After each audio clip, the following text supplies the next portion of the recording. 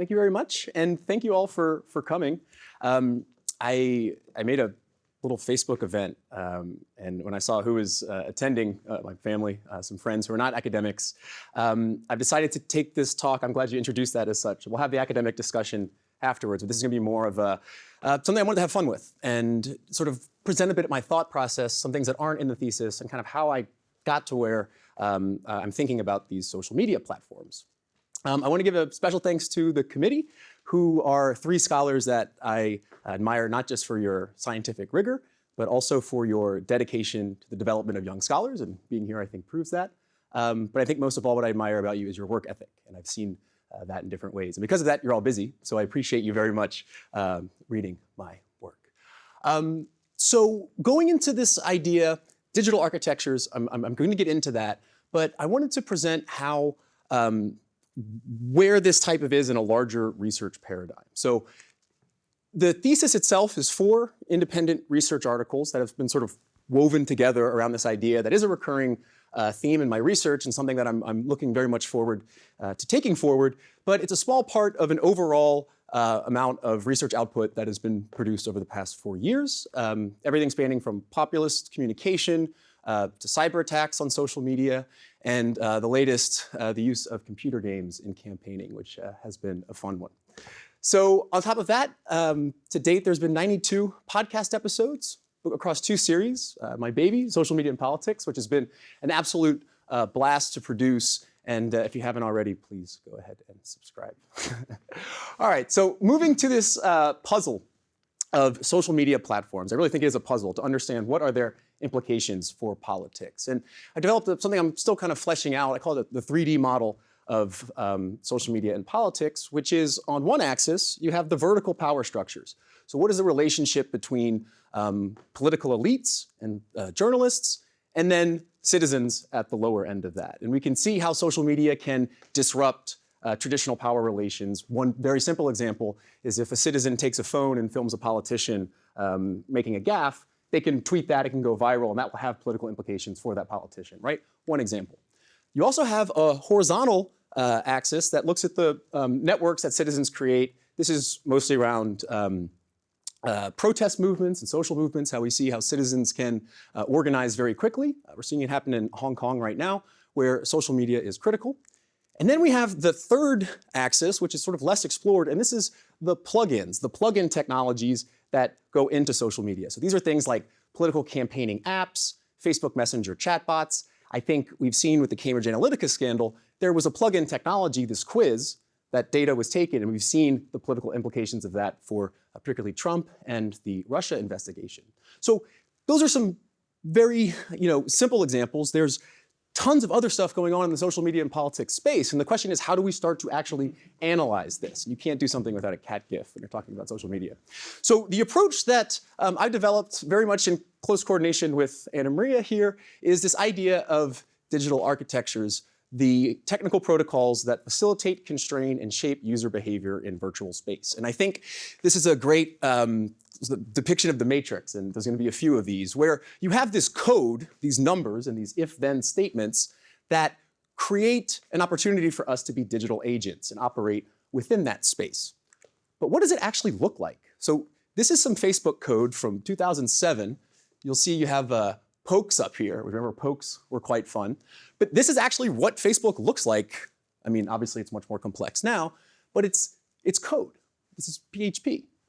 On the front end, we have these interfaces where it's highly optimized for us to engage, nudging us in certain directions, throwing us what the industry calls meatballs up here, these notifications that entice us to engage with the technology. So there's a back end and there's a front end, and that's something that I've been trying to reconcile through this idea of architectures.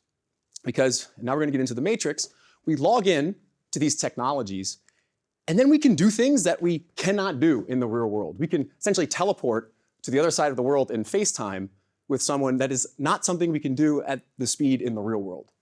And the question is, what does that mean for politics? So the research question, the overall research question of the dissertation is, how do the digital architectures of social media platforms mediate practices of political communication? Which is a long and academic way of saying, how does platform design impact politics? That's what I'm interested in. So In some work with Anna Maria and Hans-Jörg Trenz, we developed this digital architectures matrix, and that's the last we'll have of the matrix. And we were interested in understanding the differences between Facebook and Twitter, and what does that mean for European politics. And actually, the way this came about was we were asked to write a book chapter, and we didn't have time to do the empirical analysis. We didn't have time to collect data. So we had to think, okay, what should we actually spend our time doing in order to produce something that's valuable? And we identified 4 aspects that we thought were important for the European politics and social media, and that is first, the network. So whether you send a friend request, does someone have to accept it, or can you just follow someone? And I think Homero's work has gone much deeper and much more rigorous, but I think it shows that our hunch was correct, that these do have implications for the type of networks formed, and what that means for, in Homero's case, protest participation. We also thought that the algorithms are important, how they filter content. So Facebook, you might send out a post and it gets no likes because it hasn't been pushed by the algorithm. Twitter, you have a much more direct line to your followers, and that has implications. Look at Trump tweets, for example. He's got a direct line to his large following, also the media. The reach of posts is also connected here, which is how far can your post travel? On Facebook, it's pretty hard to go beyond your friend network or friends of friends. Beyond that, it has to be very, very highly shared, whereas Twitter, you can put yourself into a conversation using a hashtag. And we argue that these things together draw different types of user bases, with Facebook's being more representative of the population than Twitter's, which tends to be highly news-interested and politically motivated. So that's the seed. That's kind of where this train of thought started moving that I would later take further in another paper and then sort of in the thesis more broadly. But despite the fact that Facebook and Twitter are different, they are spaces where people assemble. And in the thesis, I go into this idea of agoras in ancient Greece, because I think I didn't want to start thinking about social media platforms because they're so complex and there's so many components to them. I thought to think, let's look at early meeting spaces. And that was the agora. It was a marketplace. It was where people met to discuss politics. And I recently learned this last weekend, I was at a tech conference, and I was talking to a Greek campaigner, and he was saying that the ancient Greek word for idiot, or the etymology of idiot, comes from people who did not take part in the agora. They were not part of civic and political life. So I think that's kind of gives an idea about how important this was to the Greeks. And so thinking about spaces, which I'm very interested in, I started researching a little bit about the parliaments and how they're shaped. So this is Icelandic chieftains who would gather every year and sort of have these deliberative sessions where they would shape the policy of their constituency. Nowadays, it looks like this. And I think it's easy to think about how these two different spaces would guide how debates happen and how policy is shaped. Then you have the House of Commons, for example, which is designed in a way that sets parties opposite one another, which sort of entices a certain type of action. And it reflects, there's all this interesting research on ritual in spaces and politics. I was going there, but I'm still interested in it. European Parliament reflects a more egalitarian society shaped in a circle. And basically the argument is that the spaces in which politicians meet and talk influences how they act. So here's a picture from the House of Commons. And the question is, so what does this mean for the puzzle of social media? And again, going back to the Greeks, looking at the agora, which was the center of civic and political life. My mom's here, she'll tell you I'm a very good procrastinator, and so instead of digging into the lit review, I just started reading about agoras. And so what I came up with is that it's actually very fascinating, because you can think that all social media platforms are agoras. They're these meeting spaces for civic and political conversation. But if you start to actually dig into how agoras, their architectural spaces are designed, and how there's cultural and political factors that influence those, it starts to get very interesting. So on the right, you have the agora of Athens, and the most famous example. And then you have on the left an agora of Priene, which was a city that came much after Athens, much later. And these red circles, or the red rectangles, are where the actual council building was placed, so where actually public administration happened. But the debate happened in the agora, the marketplace. That's sort of this area over here and this area over here. And what's interesting is that and this is not my comparison, this is just well-documented stuff that I kind of put together, is in Athens, this building where the public administration was done moved around based on how the city grew. So when the market got too big, it was too noisy, they had to move it. And you can trace this in archaeological plots. Whereas in Priene, it came much later, and there had been advancements in city planning by a guy named Hippodamus. And so when that agora was built, it was built in such a way that the public administration building was set apart from the market in order to minimize the noise and increase the productivity, essentially, of that institution. So I think there's more about this in the thesis, but I think if we look at comparing agoras, it teaches that there's an interplay between space, politics, and citizens, and that these are spaces that host both civic and political functions, and it's hard to disentangle those two sometimes. The case of Athens shows that agoras can change over time, and interestingly, agoras have always contained a commercial element. They were always marketplaces. So if we look at social media platforms, yes, Senator, we sell ads, right? They are spaces where commerce happens and politics also flows through them. So how do we compare these digital agoras? And there's been some scholars that have referred to social media platforms as that. And one of the main ways has been the concept of affordances, which is the relationship between user and a technology. So pivoting off the architectures, moving in a bit to the design literature, the idea of an affordance is it's essentially an action possibility. So a button is a technology that affords pushing because you need a user and you need a technology. So that relationship is the affordance. A flip affords switching, and a switch affords flipping, and a knob affords rotating. And so when we look at how this has been applied in a digital context, the idea is that social media platforms afford things like connecting with others because they have these technologies that allow us to do that, but they need us to make those connections. So there's that. But one of the issues that I have with this idea is that it's lost its meaning as a relational concept. So scholars are starting to refer to affordances as just the button, or as just the switch, or as just the knob. And I know we're going to get into this in the academic part of the debate, but I just wanted to introduce it here. And again, kind of starting small and moving up to the more complex technology, I started reading about affordances and looking at stairs as a technology. So there's an interesting study from 1984 that looks at how climbable are stairs. And they argue that it needs the stair and the properties of the human, right? If the human doesn't have legs, the stair is not going to be climbable no matter how it is. And sort of the core of my argument is that if we want to compare the technology, if we want to compare different types of stairs, we need to look at the architecture of those stairs because that's something that's measurable. And I think I think we can learn more from comparing the stairs than comparing the users because the users have several different functions. And I'll get into that a bit later, but politicians, media, and citizens use social media in different ways. So if you want to get at what makes these platforms similar or different, we can focus on the actual technology itself, and I think really take that quite far. Because all stairs afford climbability by definition. That is their function.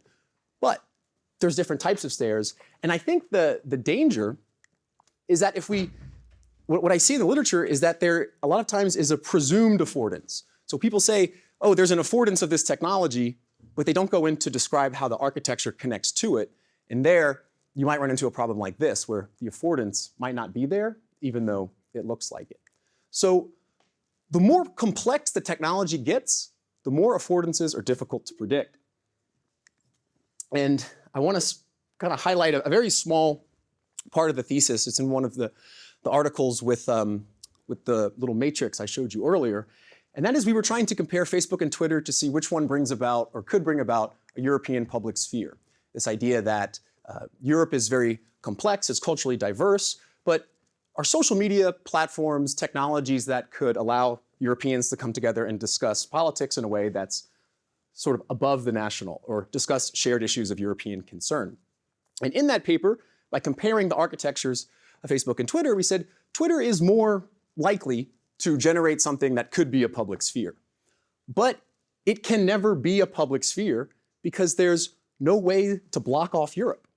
So you can have people discussing European affairs, but Americans can chime in, North Africans can enter the conversation who have a vested interest in this. And we weren't thinking about disinformation at the time, but that was essentially the argument, was that by looking at the architectures, we could say there's no way to keep others out. And so that's not good for European public sphere, but I think who thought in 2015 that an affordance of social media was disinformation? Maybe Rebecca, but broadly speaking, that wasn't, it wasn't really making sense because, and going back to what one of the critiques, the feedback of the thesis was that affordances tend to be predisposed towards democratically positive actions. And so one of the arguments that I'm making here is that we sort of had, it wasn't about disinformation, but we had this idea that by looking at the architectures, you can maybe glean something and be more open to catching things that are not expected by what the technology would lead you to think, because it's nudging you in one direction. So that's kind of the architecture part. And then I thought, well, let me read a bit more about architectures and architects and sort of see how they're thinking. And Louis Sullivan, he's called the father of the American skyscraper. And he wrote some interesting pieces. He coined the phrase that everyone kind of knows, form follows function, which became a staple in designing. And I wanted to read where that came from. And his argument, it's actually very interesting. So he designed buildings like this in Chicago, office buildings. And he makes this argument in a really interesting piece where he says, an office building is always going to look like an office building. It's going to have stores and shops at the bottom because you need to feed the people and clothe them. It's going to have offices that are shaped in a certain way depending on the organization. It's going to have windows for light. So an office building is always going to kind of look like this.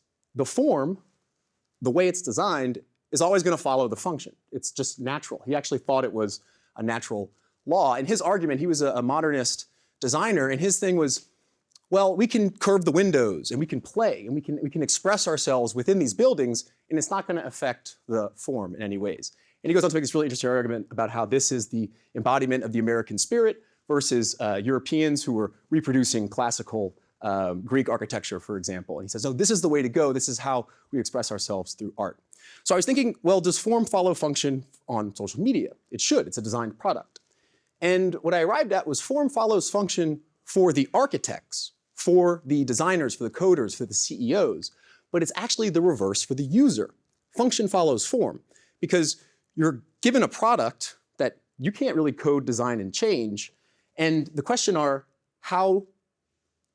is how do users engage with those technologies is limited by the technology itself. So again, pointing to the fact that that architecture is important.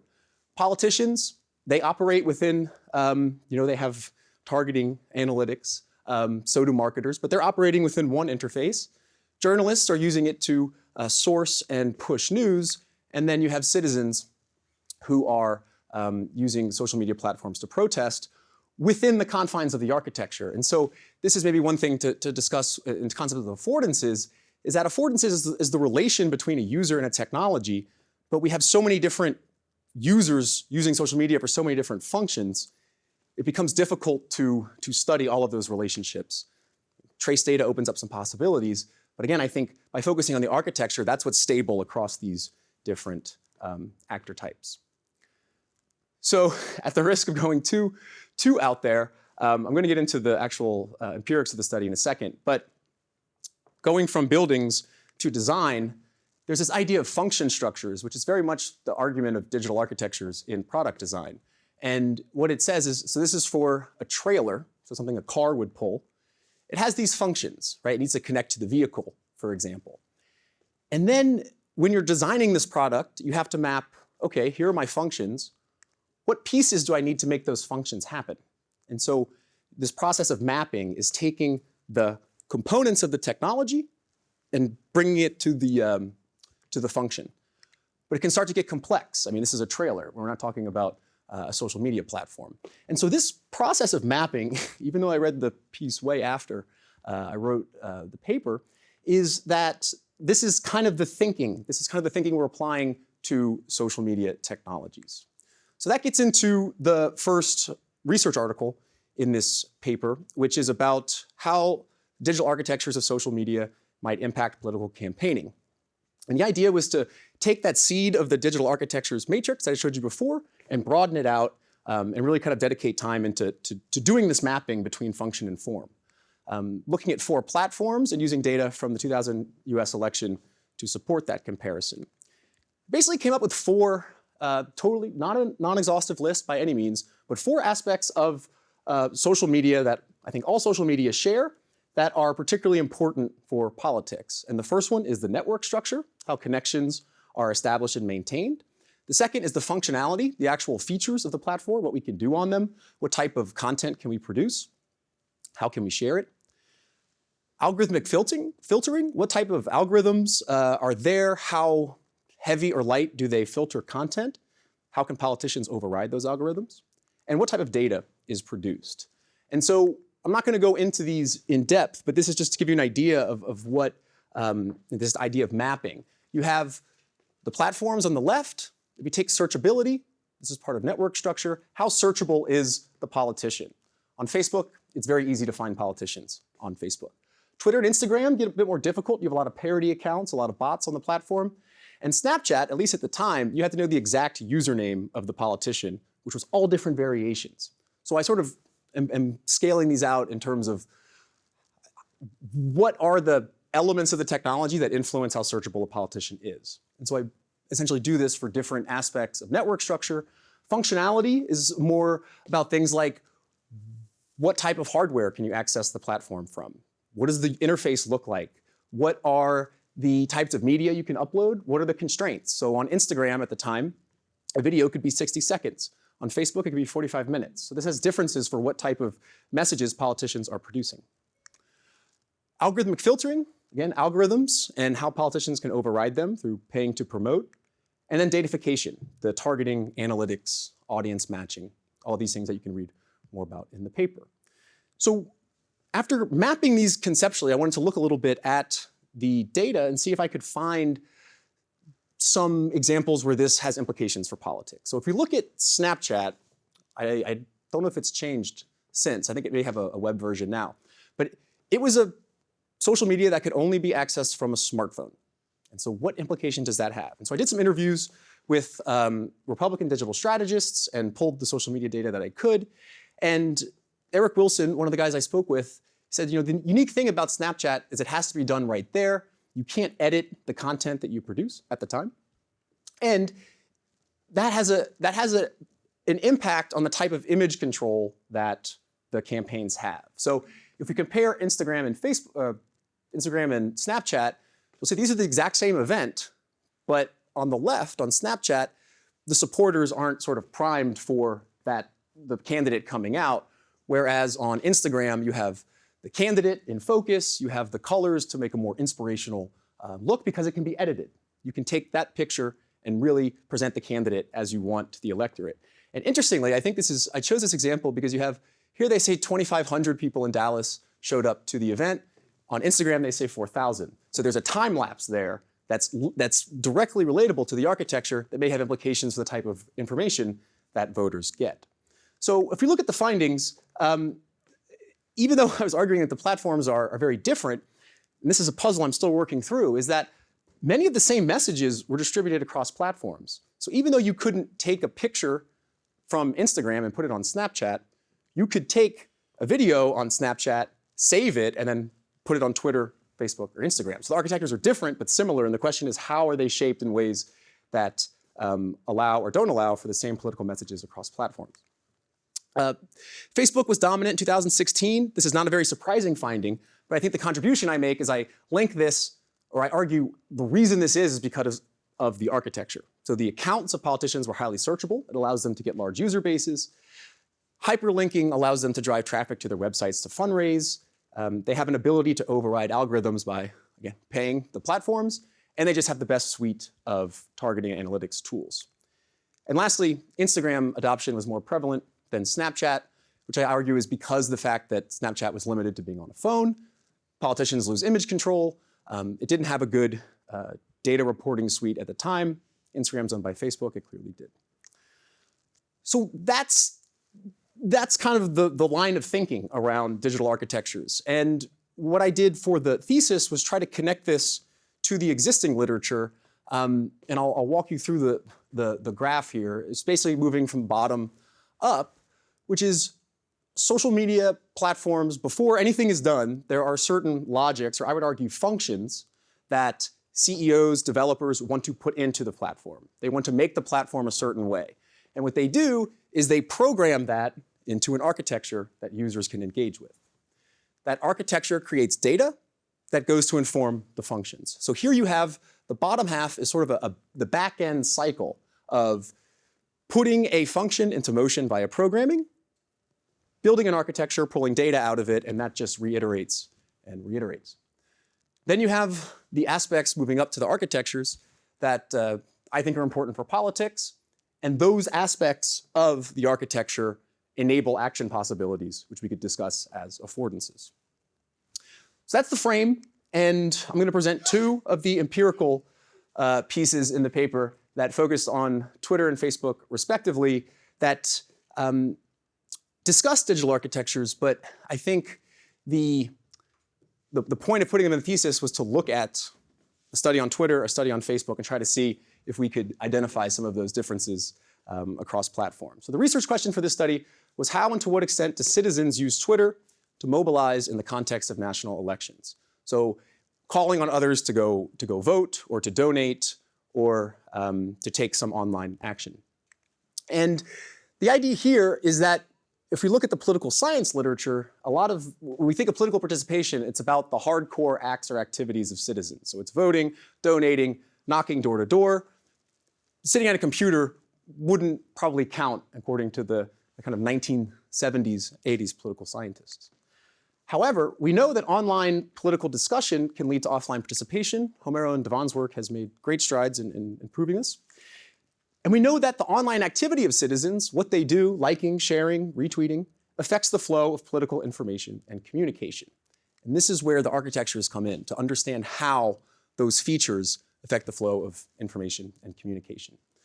So to get around this argument that social media actions are not participation, we look at political participation as a process that has three phases. In the beginning, the first phase is reading or discussing about political and social issues. That, again, Devon and Homero's work has shown that this is highly influential in turning out people to take more manifest forms. But we add a step in between, which is mobilization. There can be a bunch of latent energy, if you want to put it that way. People can be highly informed, read and discuss about political issues, but never be called to take action. So having an influencer, for example, issue a mobilizing call to action to go protest, to donate for a candidate, fundraising, can catalyze this sort of classic, more hardcore forms of participation as well, or we refer to as manifest. So we developed this typology to basically isolate the calls for action and see whether they were tweets or retweets. It's a very simple typology. Does the tweet contain a call for action? Yes, no. Is it a tweet or a retweet? We collected 500,000 tweets prior to the 2015 British election, and we identified our 100 most retweeted users to get a sense of who would be influential in the conversation, but also as a way to segment our data practically. And we categorized these 100 users by their actor type, and this was only for the hashtag GE2015, the main election hashtag. So I know that's definitely a limitation of the study, but I think that the trends that we find are quite interesting, which is the media is the most common actor type, but we see citizens and personalities, or celebrities as we call them, playing a prominent role. So skipping a little bit in the interest of time, when we look at our results, we find that 93% of those tweets that contained a call for action were from citizens, and the top 5 users accounted for 82% of those, which is interesting. I mean, it's citizens who are doing the mobilizing here. And when we look at who those citizens are, they tend to be supporters of the UK Nationalist Party or the Scottish Nationalist Party. So we argue that there seems to be a sort of activity bias where those who support national positions are more active on Twitter ahead of an election. We divided whether the calls for action were in hashtags or the text of the tweet. It seems that the hashtag was the most, these we call them tech-savvy users, were pretty adept in using hashtags. Similar picture for sharing. So the conclusions of that study were citizens, not parties, were the most active in initializing, mobilizing calls for action in our data set. uneven levels of activity between nationalist supporters and those who were sort of for more liberal or left-wing causes. We find these hashtag wars, especially in the case of the Scottish National Party, where you had people using hashtags like go SNP, out SNP. So it's an interesting project. We wanted to take that further. Never took off. And we looked at, or basically found that average citizens were more active than public personalities, which makes sense. Maybe they don't want to seem that they're too political. Maybe it polarizes their base, which is interested in their songs or what have you. So last study I'll present to you is we wanted to see if we could kind of look at political participation on Facebook in the context of Brexit and see whether we could find some same patterns that we saw on Twitter. So essentially what we tried to do here is we looked at people who commented on pages of the mainstream media and then pages of the actual Brexit campaign to see to what extent they were posting on both. So this was a very descriptive oriented study. We're still using this data in many ways, which is more rich. I wish I could put it in the thesis, but it's not ready yet.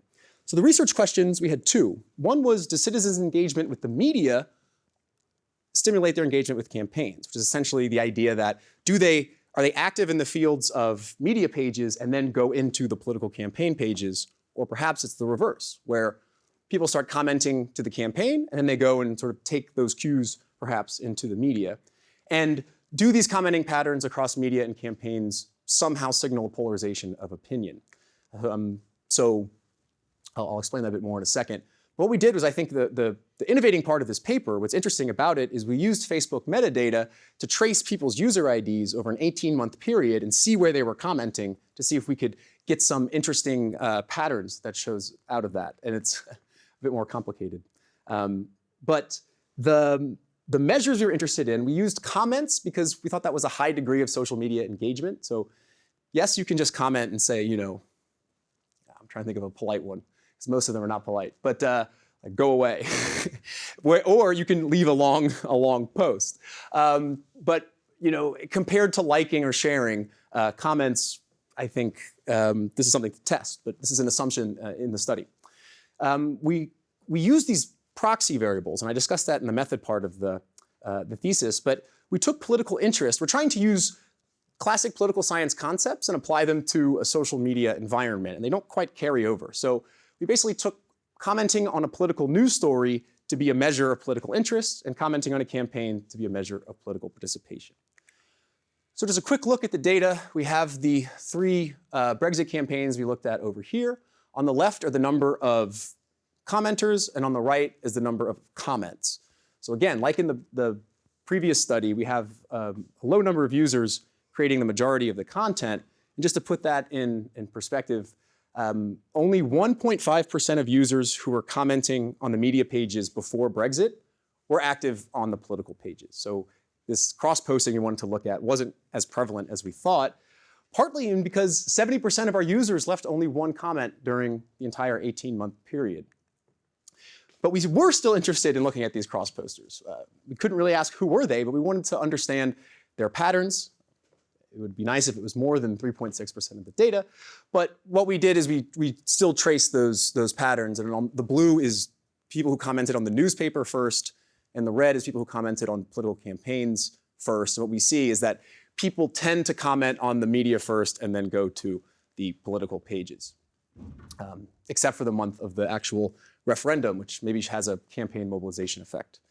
And lastly, I mean, I'll just tell you what these graphs are showing. It's that people who, and looking at this idea of polarization, people who tend to comment on the Remain page also comment on the Guardian and the Independent, sort of left-wing outlets, whereas the Leavers are more active in spreading their comments across different media pages. So if there was an echo chamber to be found, this is kind of signaling that it's actually in the Remain supporters, not the Leave supporters. And we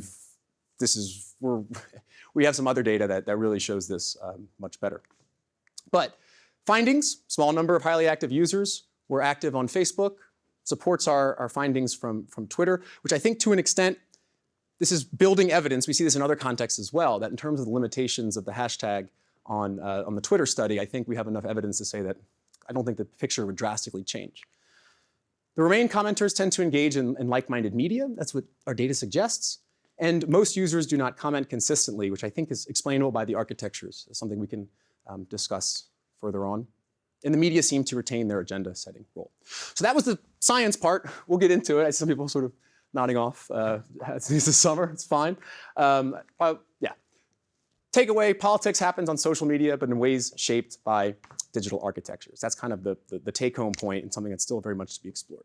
So in wrapping up, I want to end with, speaking of architectures, look at the School of Athens by Raphael, considered to be one of the high pieces of Renaissance art, where you have, so this is all ancient Greek philosophers, and they're symbolized in different ways. And the perspective, the architecture that Raphael creates nudges us towards these two central figures, Plato with his hand to the sky, Aristotle with his hand out to the ground. And this sits in the Vatican. It's across from theology, or fresco symbolizing theology, not by coincidence, and then poetry and law. And above each of these has a little inscription. And on the flags here, you can't really see it, it says causarum cognitio, the knowledge of causes. And I think if we think of Greek philosophy as the predecessor to modern science, they were interested in understanding, getting deeper, or as deep as they could, in order to explain the universe. And so I think going to these two figures, Plato, whose philosophy was very much about forms, he argued that everything we see is an imperfect representation of some abstract form that exists in the heavens, whereas Aristotle was more interested in particulars. What can we see, measure, observe? And he was one of the first to outline the scientific method. So I think, to be a little bit provocative as we move into the discussion, I think affordances is a concept that's up here. Architectures is something more empirical. I don't know to what extent the two really coexist or whether they are different, but I'm interested to get your take on that as we move forward. So that's it. Thank you.